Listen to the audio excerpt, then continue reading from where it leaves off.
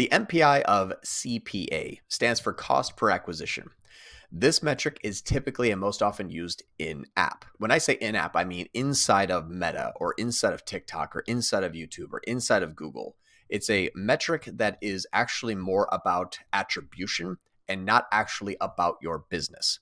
And this is why this metric is an extremely important metric to not rely on the health of your company. I cannot stress that enough. The CPA is only a snapshot in time of an existing channel's attribution capability to tell you how much that particular part of that person's journey in that channel cost you.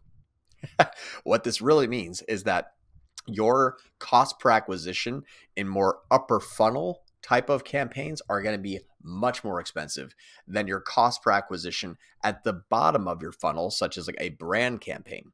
The funny thing is, though, those two CPAs, your top of funnel CPA for your YouTube campaign and your bottom of the funnel CPA for your brand campaign, most of the time are the same person. And that's why it's extremely important to not necessarily say this versus that. What you're looking at is how much did a CPA at the top of the funnel plus a CPA at the bottom of the funnel cost. Those two combined will be more realistic to your NCAC. Now expand this into tens of campaigns on multiple channels.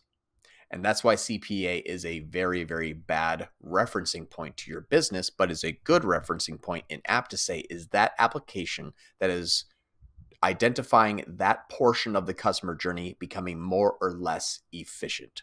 A good example of correlating CPCs in app and omni-channel means that if I start to push more top of funnel on a separate channel, my bottom of the funnel campaigns in another channel should look better. Good example, you start to push more video campaigns in YouTube and Meta, your brand CPA should start to reduce, which means your same cost to acquire more in-app conversions, which means your cost per conversion is reducing. That's a signal that there is more people demanding your brand because you're doing a good job in other channels by generating that awareness and generating that demand. Not to be confused with capturing demand, which is what your bottom of the funnel campaigns are doing. Those are very effective at capturing demand you've already generated by top of funnel campaigns and possibly other networks.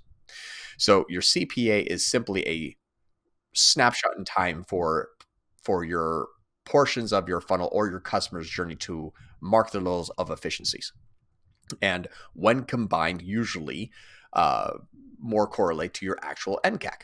So while CPA is not a bad metric to look at for your campaign, it is a bad metric to look at for your business health. You never say, well, Meta is doing worse than Google. Those are actually two different platforms starting two different journeys or ending two different journeys from the same person. And that's why this is a good metric to track, but not depend upon.